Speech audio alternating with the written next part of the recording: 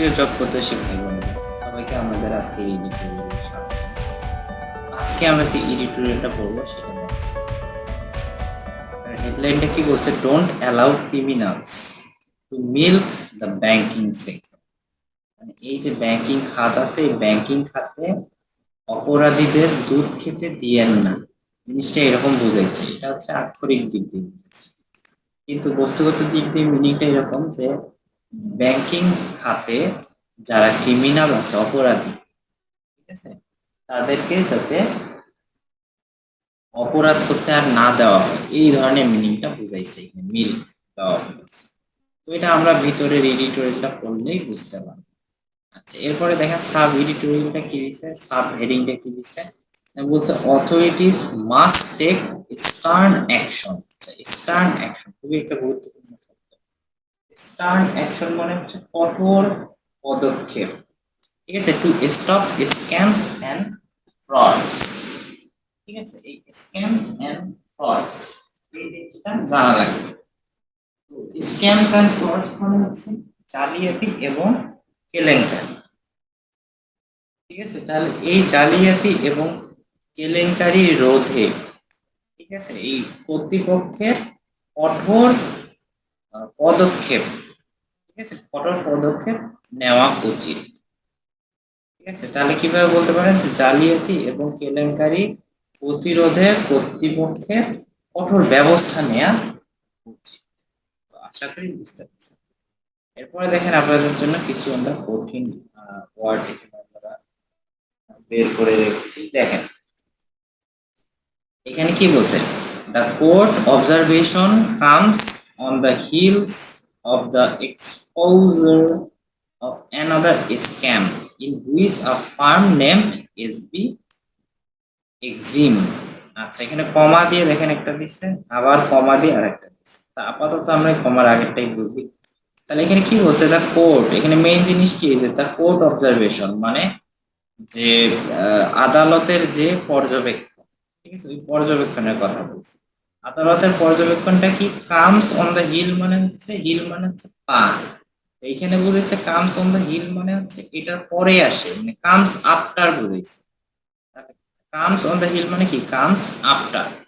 তার মানে হচ্ছে যে কোর্টের যে অবজারভেশন, তার মানে কি আদালতের যে পর্যবেক্ষণ সেটা পরে এসেছে। কোনটার পরে এসেছে দেখেন, অফ দ্য এক্সপোজার, এক্সপোজ মানে কি উন্মোচন, অফ অ্যানাদার স্ক্যাম, স্ক্যাম মানে হচ্ছে কেলেঙ্কারি, তাহলে আরেকটি কেলেঙ্কারির উন্মোচনের পর, ঠিক আছে, কামস আফটার, কামস আফটার অথবা comes on the heel of the exposure of another scam মানে হচ্ছে আরেকটি কেলেঙ্কারির উন্মোচনের পরে, পরে কি এসেছে, এই যে আদালতের যে পর্যবেক্ষণ সেটা এসেছে। ইন হুইচ, যেটার মধ্যে আ ফার্ম নেমড এসবি ব্যাংক, তার মানে এই এসবি, এসবি এক্সিম এটা হচ্ছে একটা ব্যাংকের ইয়া। তো এসবি এক্সিম নামে যে প্রতিষ্ঠানটা আছে সেই প্রতিষ্ঠানের, সেই প্রতিষ্ঠানে কি ইন হুইচ, যার মধ্যে কি রয়েছে, এসবি এক্সিম নামে একটা প্রতিষ্ঠান আছে, সেই প্রতিষ্ঠানে কি হয়েছে, এই যে কেলেঙ্কারি, ঠিক আছে, এই কেলেঙ্কারি উন্মোচনের পরে যে আদালতের পর্যবেক্ষণটা কি এসেছে, ঠিক আছে। তাহলে আদালতের পর্যবেক্ষণটা কখন এসেছে, এই কেলেঙ্কারি উন্মোচনের পর। কার কেলেঙ্কারি, এটা বলছে যার মধ্যে একটা ফার্ম আছে, ফার্মটার নাম হচ্ছে, প্রতিষ্ঠান আছে, সেই প্রতিষ্ঠানের নাম এসবি এক্সিম। তাহলে এই এসবি এক্সিম এই প্রতিষ্ঠানের, ঠিক আছে, কেলেঙ্কারি যে উন্মোচন হইলো, এই উন্মোচনের পরেই এই কোর্টের বা আদালতের পর্যবেক্ষণটা এসেছে। আশা করি এইটুক থেকে এখানে বুঝতে পারছেন। এরপরে দেখেন এই ইউজিং দিয়া বুঝাইছে কি, এই এসবি এক্সিম যেটা আছে এই প্রতিষ্ঠানটাকে বুঝাইছে। তার মানে এইটা ইউজিং মানে এটা ব্যবহার করেছে বা করছে, ব্যবহার কি করছে, ফোর্সড ডকুমেন্ট মানে নকল, ফোর্সড ডকুমেন্ট মানে কি নকল কাগজপত্র ব্যবহার করছে, in the name of exporting terracotta tiles. তাহলে টেরাকোটা টাইলস এক্সপোর্ট করার নামে, মানে টেরাকোটা টাইলস রপ্তানির নামে কি করছে, এই নকল যে যে কাগজপত্র আছে সেইগুলো ব্যবহার করছে বা ব্যবহার করেছিল, কে করেছিল বা করছিল, ব্যবহার কে করছিল? এই যে এসবি এক্সিম যে প্রতিষ্ঠানটা আছে, সেই এসবি এক্সিম এই প্রতিষ্ঠানটাই ব্যবহার করছিল, নকল কাগজপত্র ব্যবহার করেছিল এই টেরাকোটা টাইলস রপ্তানির নামে।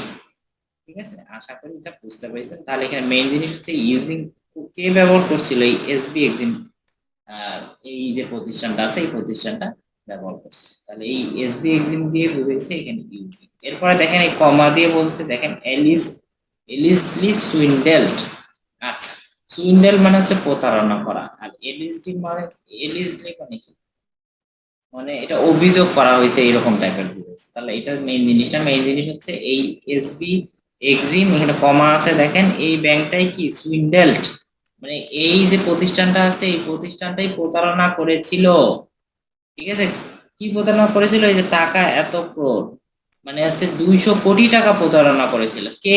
এই যে এসবি এক্সিম ব্যাংকটায়, সেটাই প্রতারণা করেছিল 200 কোটি টাকা। কোথা থেকে? From Bangladesh commerce bank limited, বিসিবিএল, in 2018, তার মানে 2018 সালে বাংলাদেশ কমার্স ব্যাংক থেকে, ঠিক আছে, বাংলাদেশ কমার্স ব্যাংক বিসিবিএল থেকে, ঠিক আছে, 200 কোটি টাকা কি করেছিল? প্রতারণা করেছিল। কে করেছিল? এই যে এসবি এক্সিম ব্যাংক, এটা প্রতারণা করেছিল বলে অভিযোগ পাওয়া গিয়েছে। মানে এলিজলি মানে হচ্ছে অভিযোগ পাওয়া গেছে এরকম, যে প্রতারণা করছিল। এই কে প্রতারণা করছিল? এই এই এই প্রতিষ্ঠানটা এসবি এক্সিম যে প্রতিষ্ঠানটা আছে।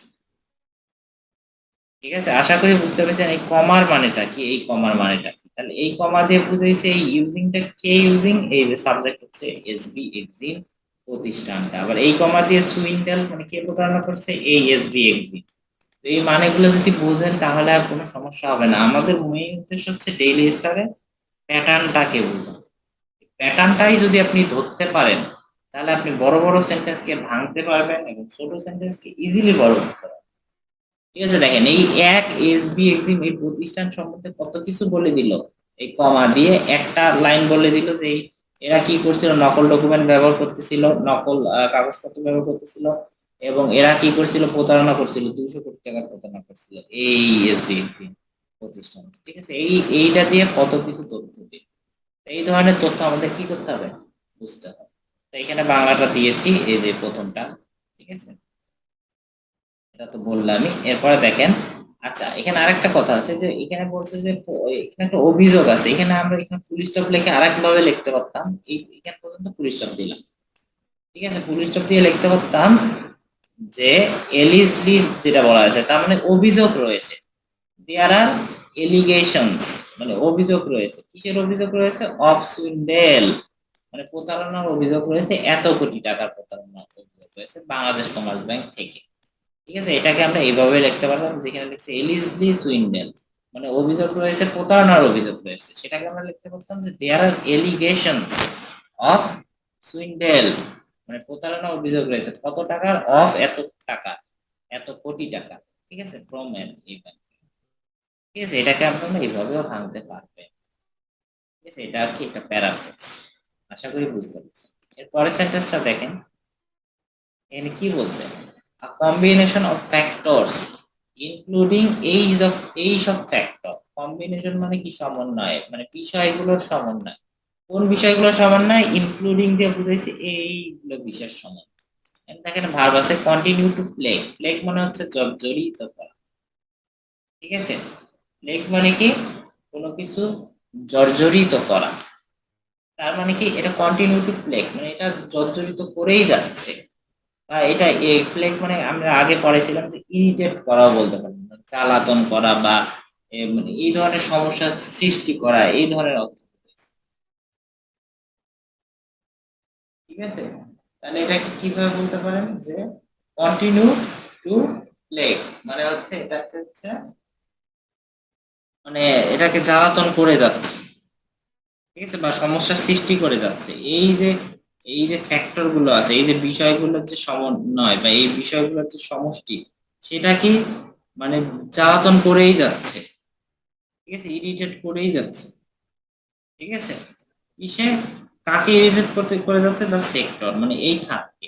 তার মানে এই খাতকে এরা কি করে যাচ্ছে, এই সব যে ফ্যাক্টর আছে, ঠিক আছে, এই সব যে বিষয় আছে, বিষয়ের যে সমষ্টি আছে, সেই সমষ্টিটা এই সেক্টরকে কি করে যাচ্ছে, জ্বালাতন করে যাচ্ছে, বা এই সেক্টরকে মানে এই সেক্টরে সমস্যা সৃষ্টি করে যাচ্ছে। ঠিক আছে, এইভাবে বলতে পারে। ঠিক আছে, সমস্যা সৃষ্টি করে যাচ্ছে। এখন কোন কোন ফ্যাক্টর করতেছে সেই ফ্যাক্টরের নাম বলছে, যেমন দেখেন ইনক্লুডিং ব্যাড ডিসিশন, খারাপ সিদ্ধান্ত, তারপর পুয়ার রেগুলেশন, ঠিক আছে, দুর্বল নিয়ন্ত্রণ, এবং কি অ্যাবসেন্ট অ্যাকাউন্টেবিলিটি ফর রং ডায়ার্স। রং ডায়ার্স মানে কি, যারা রং কাজ করে, যারা অপরাধ করে, তার মানে অপরাধী। ঠিক আছে, অপরাধীদের জন্য, ঠিক আছে, অপরাধীদের জন্য দুর্বল যে অ্যাকাউন্টেবিলিটি মানে কি, অ্যাকাউন্টেবিলিটি মানে হচ্ছে, মনে করেন এটাকে কিভাবে বুঝবেন, মানে জবাবদিহিতা টাইপের, মানে কেউ কোনো কাজ করলে তাকে তাকে মানে জিজ্ঞাসা করলাম যে এই কাজটা তুমি কেন করলে, ঠিক আছে, বা এই কাজটার জবাবদিহিতা দাও, ঠিক আছে, কোন কারণে এটা করলাম। এই ধরনের অর্থতে অ্যাকাউন্টেবিলিটি শব্দটা বসে। তার মানে অপরাধীদের জন্য যে দুর্বল যে জবাবদিহিতা, মানে অপরাধীদের জবাবদিহিতা অত দিতে হয় না, সেই দুর্বল যে জবাবদিহিতা সেইটা একটা ফ্যাক্টর। এবং আরেকটা ফ্যাক্টর দুর্বল রেগুলেশন, দুর্বল ব্যবস্থাপনা, ঠিক আছে, এবং আরেকটা কি, খারাপ সিদ্ধান্ত। এই সব ফ্যাক্টর, ঠিক আছে, নিয়মিতই কি করে যাচ্ছে, মানে সমস্যা সৃষ্টি করেই যাচ্ছে এই সেক্টর, এই খাতে। ঠিক আছে, আশা করি পুরো সেন্টেন্সটা বুঝতে পেরেছেন। দেখছেন এই ফ্যাক্টর গুলোকে কিভাবে ভেঙে দিল, যার কারণে সেন্টেন্সটা কি হলো, বড় হইলো, এবং প্যাটার্নটা কি হলো, স্ট্যান্ডার্ড হলো। এভাবে আমাদের কি করতে হবে, সেন্টেন্স প্যাটার্ন গুলো ভাঙতে হবে ডেইলি স্টারে, এবং আমাদেরও বড় বড় সেন্টেন্স তৈরি করতে হবে। তো নেক্সট দিনে আমরা দেখাবো যে কিভাবে দুই তিনটা সেন্টেন্সকে একসাথে একত্রে আপনার বড় করা যায়, দুই তিনটা সেন্টেন্স আলাদা আলাদা সেন্টেন্সকে একসাথে কিভাবে জোড়া দেওয়া যায়, সেটা আমাদের নেক্সট দিনে পড়াবো। আচ্ছা, এরপরে দেখেন পরের সেন্টেন্সটা দেখেন, এটা খুবই সহজ সেন্টেন্স বলছে, যেমন the High Court on Tuesday. On Tuesday এটা তো মেইন জিনিস না, এটা মানে হচ্ছে মঙ্গলবার। হাইকোর্ট মানে উচ্চ আদালত, ঠিক আছে, উচ্চ আদালত কি করলো, মেড আ সাকসিনেট অবজারভেশন, মানে সাকসিনেট অবজারভেশন মানে সংক্ষিপ্ত একটা পর্যবেক্ষণ দিয়েছিল। উচ্চ আদালত একটা সংক্ষিপ্ত পর্যবেক্ষণ দিয়েছিল, কোন বারে, মঙ্গলবার। এটাই মেইন জিনিস, যে উচ্চ আদালত কি একটা সংক্ষিপ্ত পর্যবেক্ষণ দিয়েছে। এই সংক্ষিপ্ত পর্যবেক্ষণ দ্যাট, দ্যাট মানে এইখানে বুঝেছি এই যে সংক্ষিপ্ত পর্যবেক্ষণ, এইটাই শুড বি টেকেন সিরিয়াসলি। তার মানে এটাকে গুরুত্ব সহকারে নেওয়া উচিত। শুড বি টেকেন, এটা কিন্তু প্যাসিভ ভয়েস আছে, তার মানে এটাকে নেওয়া উচিত। কিভাবে নেওয়া উচিত, গুরুত্ব সহকারে নেওয়া উচিত। কোনটাকে, এই দ্যাট, দ্যাট বলতে বুঝেছি এই যে যে সংক্ষিপ্ত যে পর্যবেক্ষণ আছে, সেই পর্যবেক্ষণটা, বা ছোট পর্যবেক্ষণ বা সংক্ষিপ্ত যে পর্যবেক্ষণ আছে, এই সংক্ষিপ্ত পর্যবেক্ষণটাই গুরুত্ব সহকারে নেওয়া উচিত। ঠিক আছে, that the most serious crimes are being committed in the banking sector, মানে অধিকতর গুরুতর যে অপরাধ আছে, সেই অপরাধগুলো সংঘটিত হয় ব্যাংকিং সেক্টরে, মানে ব্যাংকিং খাতে। ঠিক আছে, অধিকতর গুরুতর যে অপরাধ আছে সেটা সংঘটিত হয় ব্যাংকিং খাতে। সেইটা, সেই জিনিসটা কি করা, নেওয়া উচিত, সেই জিনিসটা গুরুত্ব সহকারে নেওয়া উচিত। ঠিক আছে, এই ধরনের যে সংক্ষিপ্ত যে অবজারভেশন আছে, সংক্ষিপ্ত যে পর্যবেক্ষণ আছে, সেই সংক্ষিপ্ত পর্যবেক্ষণটা এই যে উচ্চ আদালত দিয়েছিল। ঠিক আছে, মঙ্গলবারে দিয়েছে। আশা করি পুরো সেন্টেন্সটা বুঝতে পারছেন। কিভাবে একটা সেন্টেন্সকে বড় করলে, এই সংক্ষিপ্ত পর্যবেক্ষণটাকেই দেখেন এই কত বিস্তর বিবরণ দিল, যে সেই সংক্ষিপ্ত পর্যবেক্ষণটাই গুরুত্ব সহকারে নেওয়া উচিত। ঠিক আছে, সেই গুরুত্ব সহকারে নেওয়া উচিত, সেটা কি নেওয়া উচিত, সেটা বলছে এই যে গুরুত্বপূর্ণ যে, বা এই যে গুরুতর যে অপরাধ, সেই অপরাধটা যে সংঘটিত হয় ব্যাংকিং খাতে, সেই অপরাধটাই কি করে নেওয়া উচিত, সেই অপরাধটা শুড বি টেকেন সিরিয়াসলি, গুরুত্ব সহকারে নেওয়া উচিত। ঠিক আছে, আশা করি পুরো সেন্টেন্সটা মানেটা আপনারা কি করতে পারছেন, ক্র্যাক করতে পারছেন। এরপরে দেখেন লাস্ট সেন্টেন্স, আমি এটা আপনাদের আজকে এটাই লাস্ট সেন্টেন্স। তো দেখেন, how can our economy get out of the current mess if we don't stop this procession of scams and frauds. Scams and frauds, ঠিক আছে, এর আগেও বলে গেলাম।